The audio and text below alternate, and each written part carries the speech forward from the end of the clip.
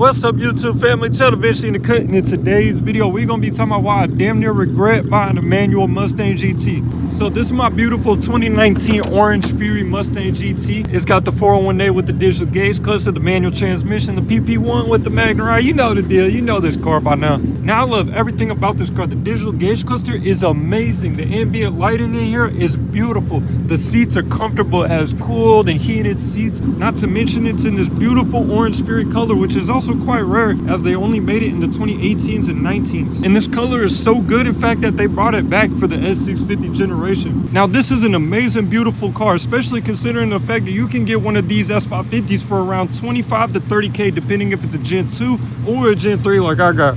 But with that being said, I made this video for a reason. Now these Mustang GTs are equipped with the MT82 6-speed manual transmission. The thing is that these transmissions already have a mixed reputation online. Now I love a manual transmission, especially when it's paired with a powerful V8 like the Coyote. But the problem is the transmission's not fun if it doesn't even work. Now recently I've been having a slight issue. When I'm at a complete stop and I push in my clutch and shift gears, it shifts fine. It feels fine. There is no resistance. It feels just like normal. But the problem actually happens once I start driving. Now it don't even matter what gear I'm shifting into, as long as I am driving and I am shifting into gear, it's almost like I have resistance when I'm getting into gear. It's like something is stopping me from getting into the next gear. It also happens when I downshift too. Whether I have the automatic rev matching on or off, it does not matter. The only thing that I know that fixes it is when I double clutch. When I'm double clutching, it works fine. But the thing is I shouldn't have to fucking double clutch, you know what I'm saying? Now, I've done a lot of testing with this car, especially today. Now, I haven't said this already, but this car only has 25,000 miles on it. I actually just hit 25K miles today. With that being said, it's too early to be having transmission issues. Now, it's a shame because this is a beautiful and powerful car, but it seems like I'm already having transmission issues. Now, like I said, online, these transmissions are already known for having issues. Because of this, I almost wish I got the 10-speed. Now, like I said, I love a manual transmission, especially paired with a V8. But if it's not even going to work like it's supposed to, then what's the point? But this is the thing. My experience does not speak for everybody. I know people with stock MT82s that have been driving for over 120,000 miles with no issues, even on the same clutch. But I am also not the only person that have issues like this with the MT82.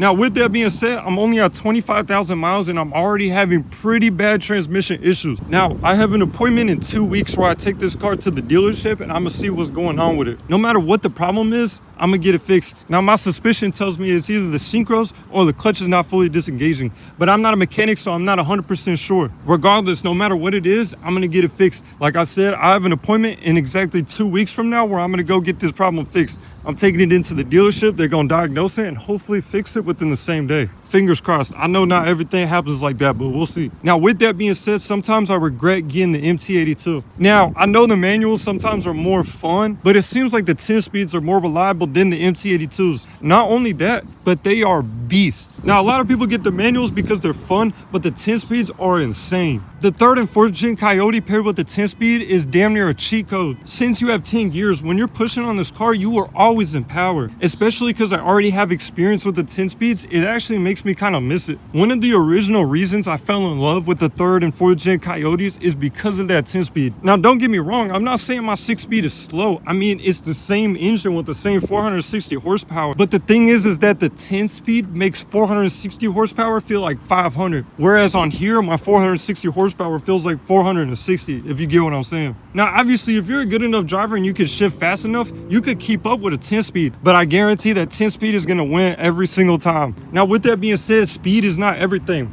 Obviously, I chose the manual not because of the speed. This car is already fast enough, but I wanted to have a connection with the car. But now with my reliability concerns, I honestly don't know if I'd rather have the 10 speed or not. Another reason for me going manual is pretty soon I'm gonna go catless with an E85 tune, and because of that I'm gonna be pushing a lot more power. And since the mod potential on these cars go crazy, it doesn't really matter if you get the 10 speed or the 6 speed if you're gonna be modding it. Either way, these cars are gonna be fast as shit. Now, even when this transmission is working completely fine, it's still not the best transmission. In order to get this transmission to be reliable and feel good, you gotta put an aftermarket performance clutch, you gotta put a short throw shifter on there, and last but not least, you got to change out the transmission fluid that comes from the factory. Because if y'all don't know, the transmission fluid that comes from the factory on these S550 MT82s is kind of bad for the car. Now, with that being said, I already have some synchro mesh too with the additive coming in the mail soon. But it's kind of a shame that you have to spend thousands of dollars just to get the transmission to work how it should have came from factory. With that being said, that is my only gripe with this car.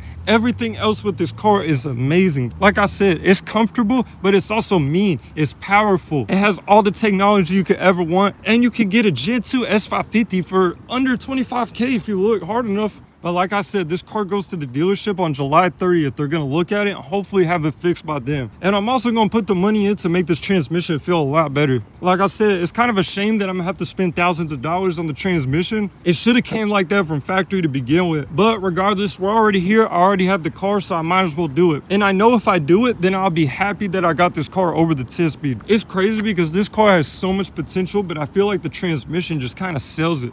But regardless, yeah, I still love this car. I do not regret buying this car. This car is amazing and I'm glad I got it. But that's my main issue with this car. Now, with that being said, I just want to take a moment to say I appreciate the support. Y'all been going crazy lately. I know I say this at the end of my videos, but I'm serious. Y'all been going crazy and I appreciate y'all. But anyway, yeah, that's about it for today's video. I hope y'all enjoyed. I'm gonna have a lot more content coming soon, so please stay tuned. And yeah, I appreciate the support. With that being said, I'll see y'all in the next video. Peace.